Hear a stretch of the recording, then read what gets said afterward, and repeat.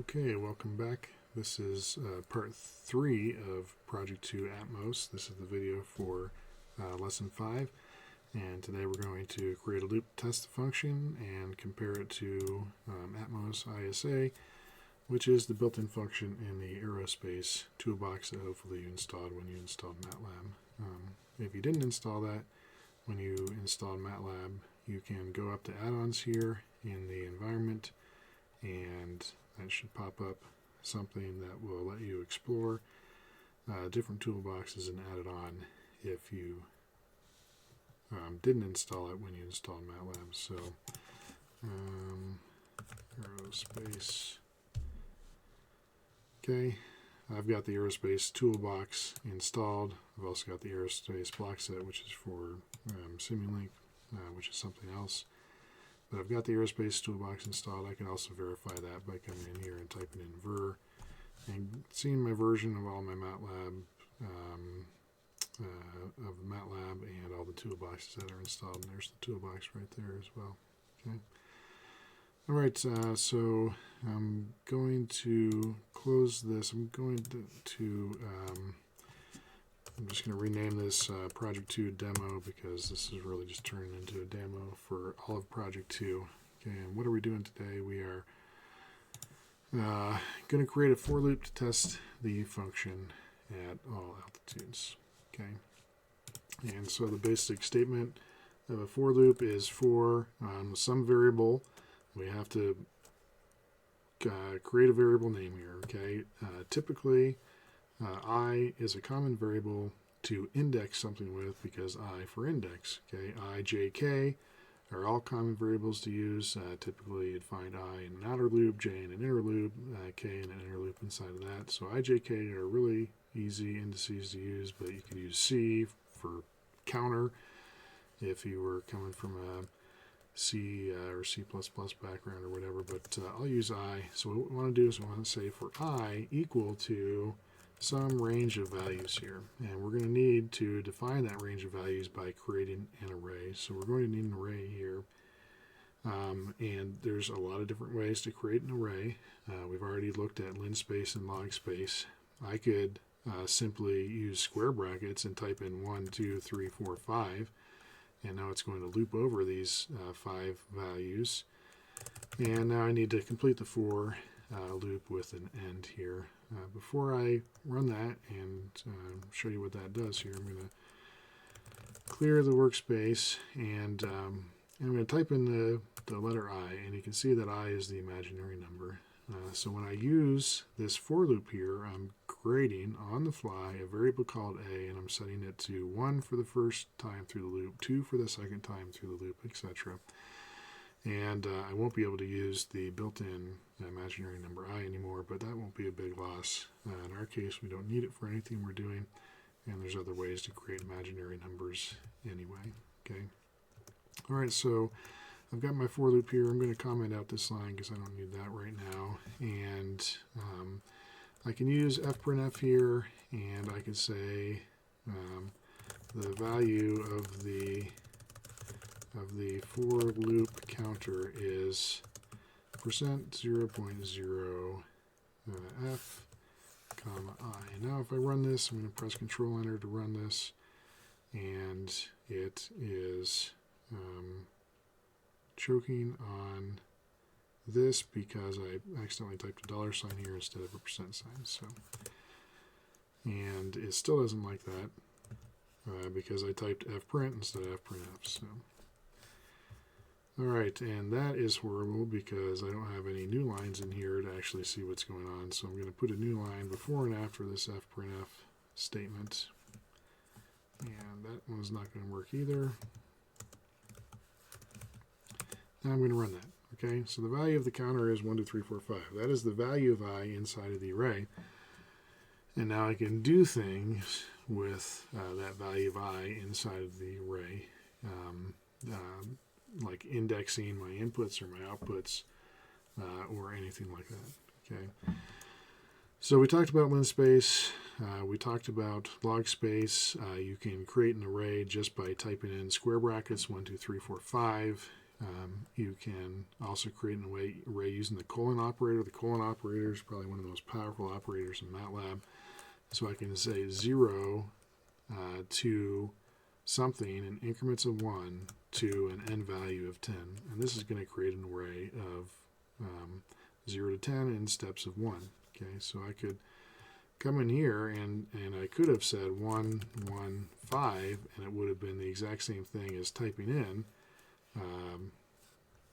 the square brackets 1, 2, 3, 4, 5, except I saved a couple keystrokes here because this is much shorter than typing in 1, 2, 3, 4, 5. So that's obviously more efficient, so that's better. All right, so the colon operator is very useful. I can also use the colon operator backwards if I wanted to go from 10, count down -1 to 0. I could create a backwards array there using the colon operator. So the colon operator is really useful. And if I don't specify the step size, if I just go 1 to 5, it's just going to go assume a step size of 1. Okay, but obviously I can set my step size and I probably should have shown that if I go in steps of 2, then I'll go in steps of 2. Okay, but the easiest is just using the colon operator from 1 to 5. It uses steps of 1, and this is really useful because typically we go to the length of a vector and step over every value in the vector. Okay, so before I go on to that, I've got some examples of some of these different ways of creating arrays in my sample code, so be sure to check that out and reference that if you want to. Okay. All right, so in this case, let's remind ourselves what we're doing. We're creating a for loop to test our function at all the altitudes. So we want to create a vector of all the altitudes, and I'm going to do this in SI because at most ISA is, like the name implies, is in the International Unit System. So I'm going to create a vector of all my H's, all my altitudes, and I'm going to go from lin space from 0 to my n space of whatever it is, 91,000, check the handout, and units of 1,000 meters. Okay, and so now I've got this H's in my memory, and it's a row vector that's 1,000, has 1,000 elements in it. Okay, and now what I want to do is I want to loop over every element of this row vector, and maybe I'll just do 10 for demonstration purposes. Okay, so here's the 10 values in my row vector, and I want to loop over every one. I want to call my atmos function every time. I'm going to get rid of this fprintf statement. I don't need it right now.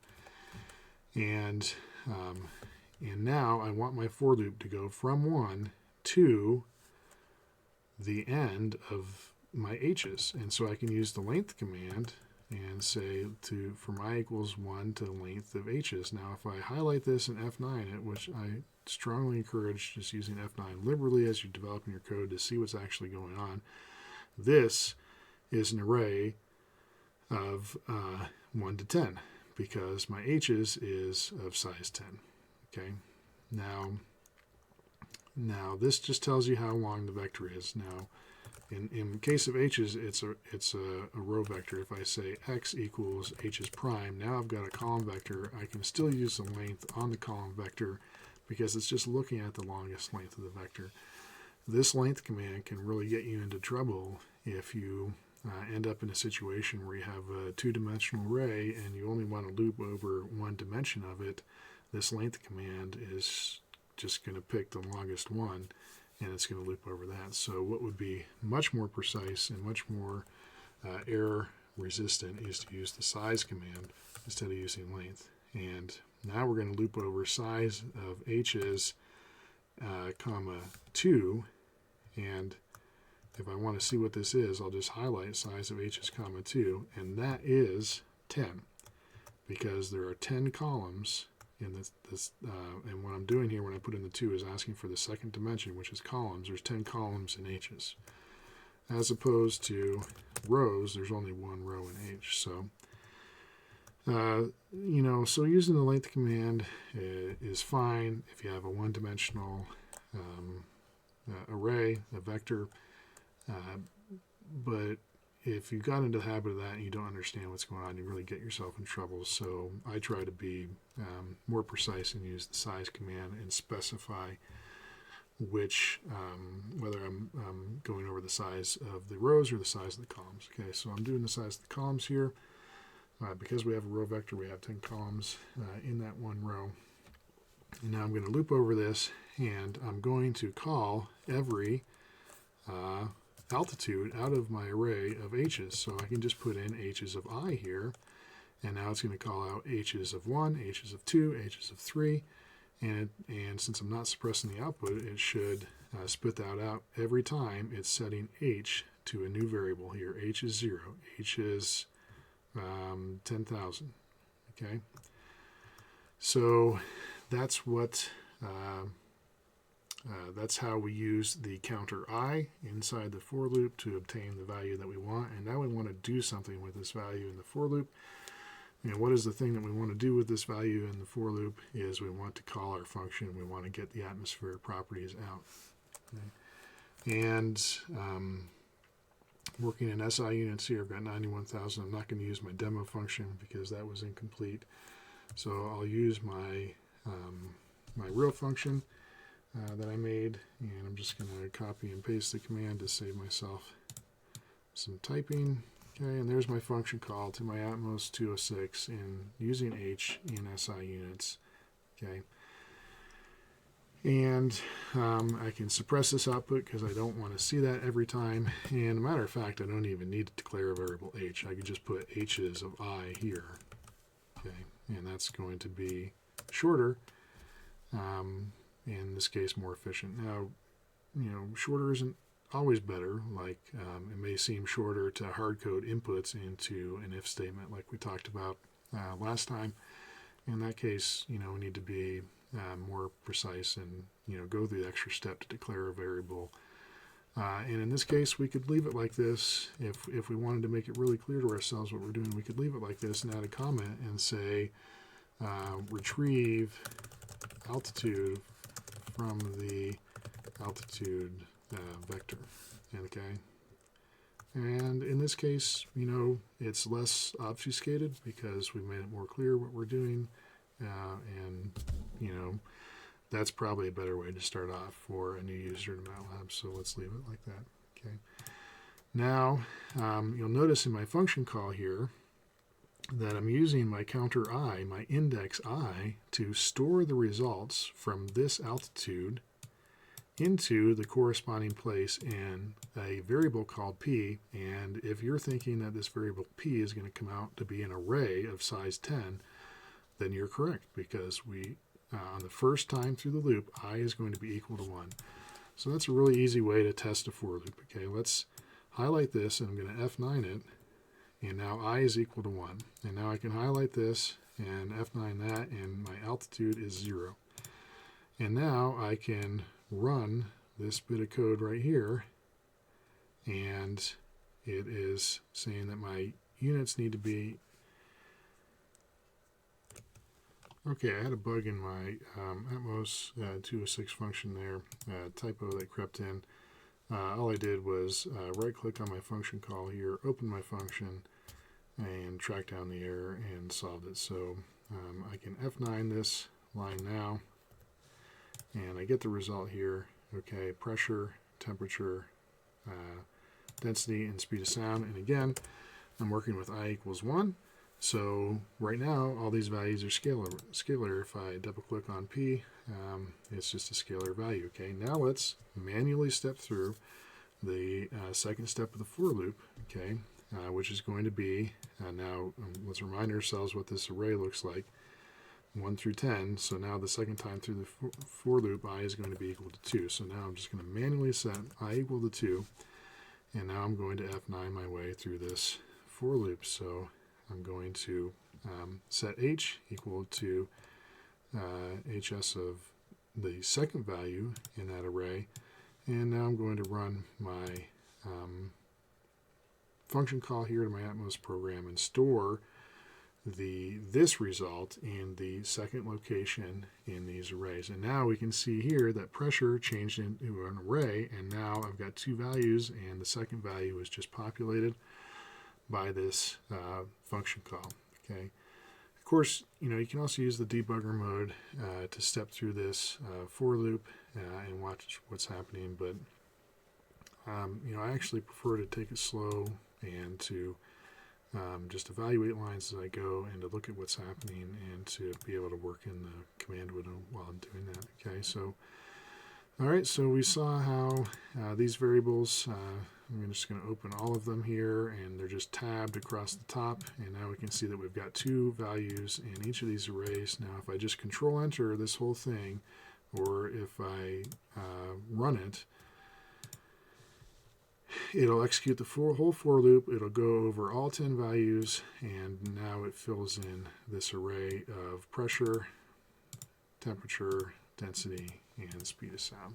Okay, so that's basically how a for loop works, and that's how you collect the outputs from a for loop into an array. And this is important because we want to use arrays of numbers when we're plotting, because that's the best way to do it. Okay. Now let's say that something went wrong in the for loop.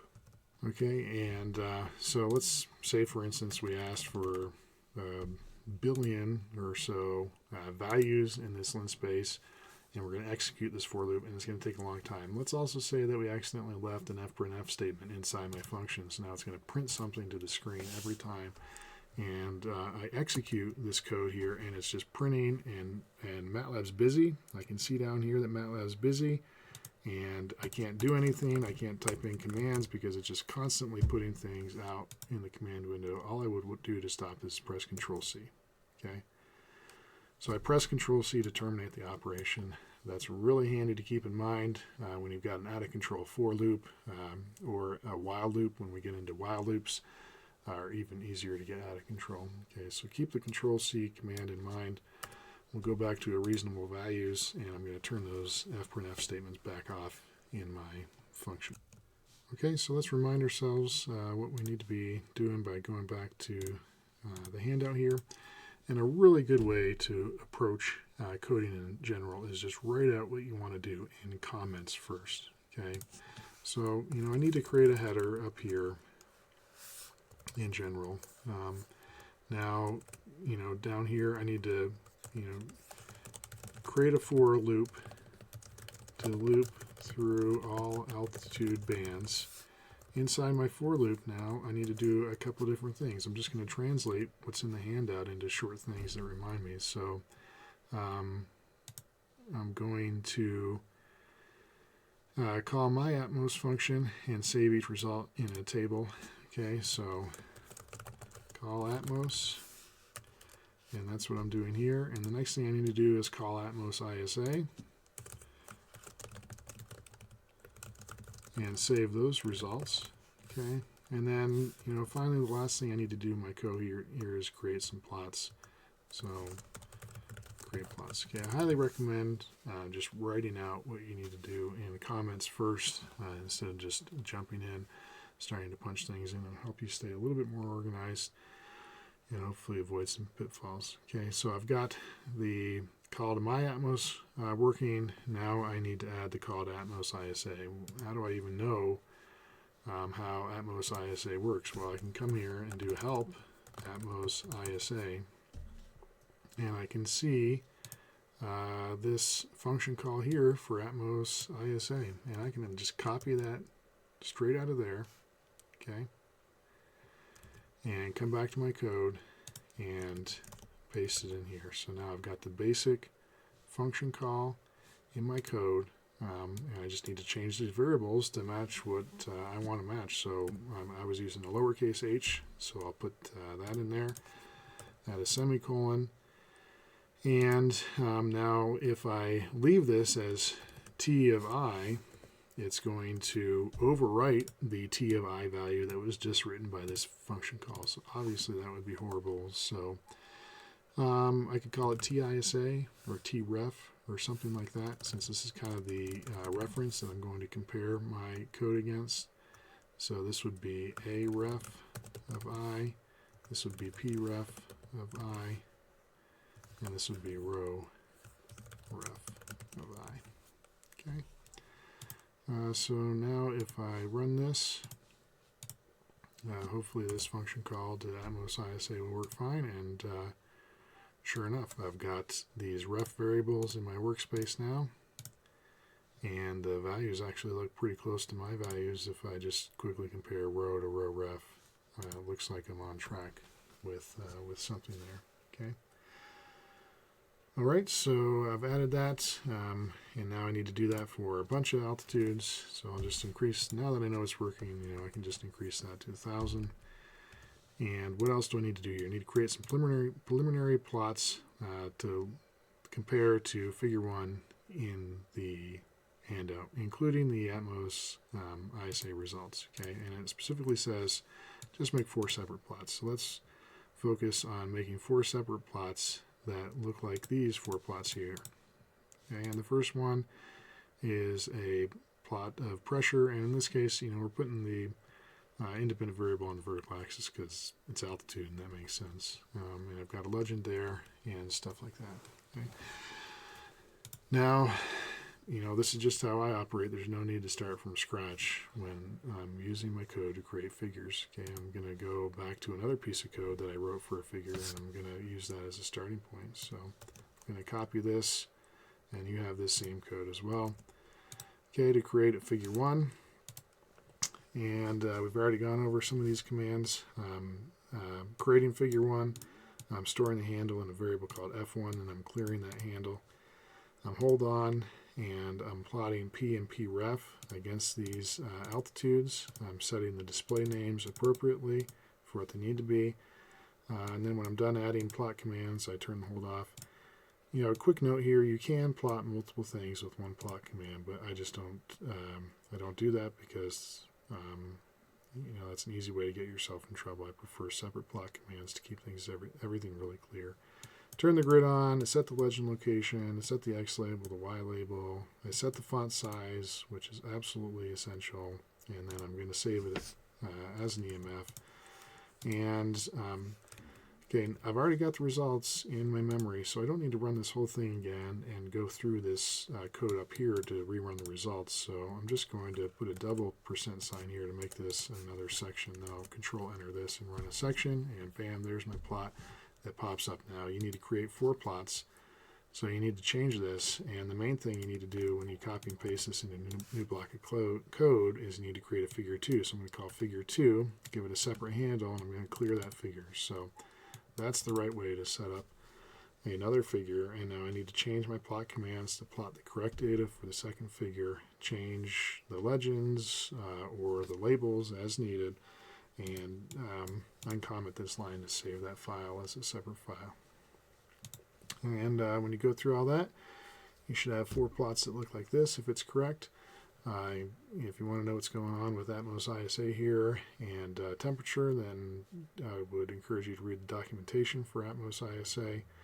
Let's scroll back up to part 3 here of the project, and that's pretty much checks the boxes for everything we need to do in part 3, so I'll see you in class.